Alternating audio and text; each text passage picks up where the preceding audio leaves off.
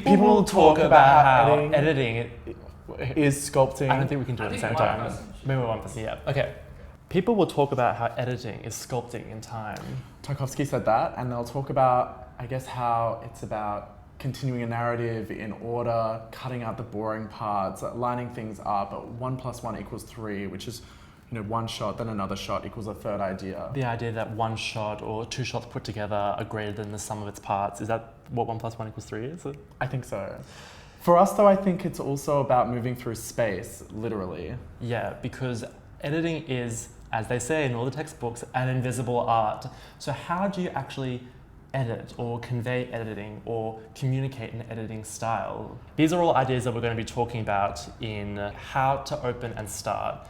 In this class, the way we set it up is that we're going to be talking to some of our luminary friends, peers in the industry, to kind of ask the questions that we're asking ourselves to people that are actually working editors.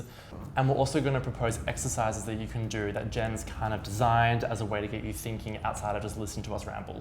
But this whole thing is just about removing the fear and the triggering nature of editing software and accessing what you actually want to do with your hands-on approach to editing. Chapter 1.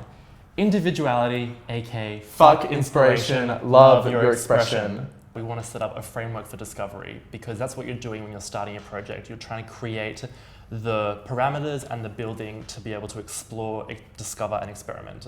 What's the actual first step on an editing project journey? Embodiment. Because I think that's the hardest thing to do when you're sitting in front of like a boring computer with a deadline. Okay, but I get that embodiment is like a spiritual mental state, but how does that actually relate to an animation editing course? Because I think the films that we connect to, and we love films, are the films that embody whoever was making them.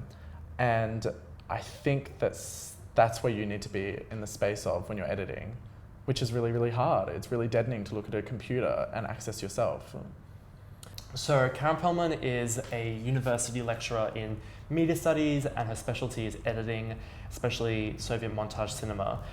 And we got in touch with her because she really loves and she knows how to talk about the physical act of editing. She's not just a theorist by the books. She really knows how to describe the physical act of sitting at a desk and cutting and using the technology and engaging with theory and ideas and behaviors in such a complete way that she's just a no-brainer to talk to. She's not just someone that knows the definitions, she knows the actual sport of editing. But I also think it's because she comes from a history of dance and she looks at movement in a different way to maybe some linear narrative editors. Let's throw to a clip of Karen Perlman talking about embodiment. I tend to lean towards embodiment. Right. But what I'm saying here is that there are at least two bodies in the room. One is your own and the other is the film's. So if we look at the film as a body and we see within it that it has certain gestures and movements and so forth, then we give some respect to that. And we say, well, what does this film want? What is this film asking me for?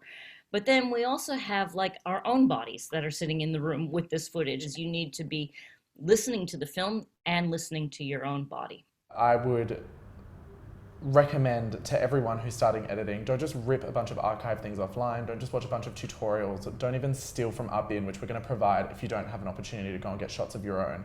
But by the end of this chapter, you're going to go to a place that means something to you. Maybe it's a place where someone broke up with you, maybe it's the last time you saw a friend before COVID and they had to go interstate, maybe it's the place you went straight after you got your braces off. I don't know what it is, but go to a place that means something to you, get a few horizontal shots, hold them for 3 minutes, have a couple that are still and don't move, and then a couple that you find a bit of a story with, walk around with it, see where your eye takes you, and then that'll sort of give you a bit of an archive to work on for the rest of the course. And hold them. Duration in cinema is sexy. Hold them for 3, 5, 10 minutes even. We want some long takes. This is an exercise that we're going to refer to, and I think it'll be a great way for you to start getting comfortable with feeling with feeling shots and having an idea of what a shot can encompass. Don't overthink it. We're going to come back to it. We're going to talk about where inspiration comes from. And one thing that we always say before we shoot which is from Kate Bush, is I put this moment here. I put this moment here. That's a little aside. Find a mantra for yourself when you start a project, just to give you a little vocal oomph to land you in whatever you're doing. I guess my penny drop moment with embodiment came when I was working with a 360 camera, and I realized that an edit isn't just effective in moving story forward, it's like shifting your whole body through space and ideas. So I got really interested in these artists that would subvert that. Shah Davies was this early VR artist in the 90s that was pioneering these kind of organic, natural spaces that you would float through.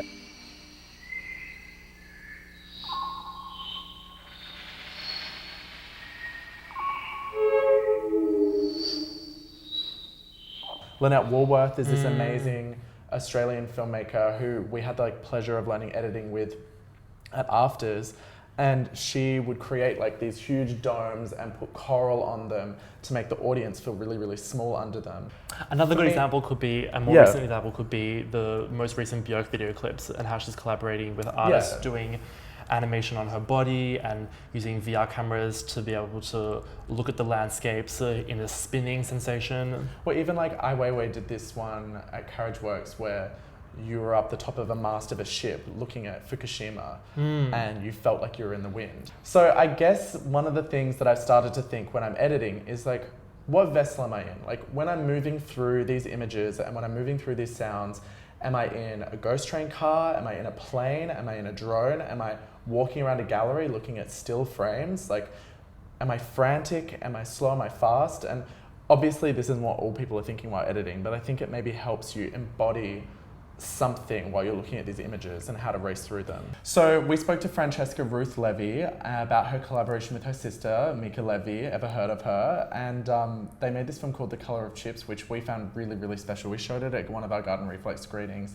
And it was inspired by a classic of Soviet cinema, the Armenian film The Color of Pomegranates by Paranyov? Yeah, it's Paranyov. And she went to get all this footage of casinos and fortune tellers to explore feelings of nostalgia, which then informed her edit and stuck a bunch of Instagram filters over them.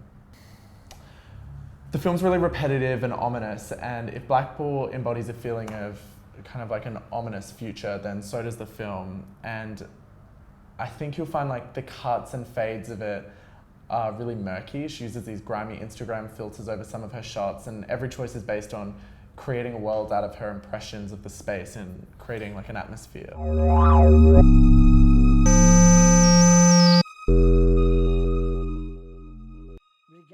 former glory is important to you.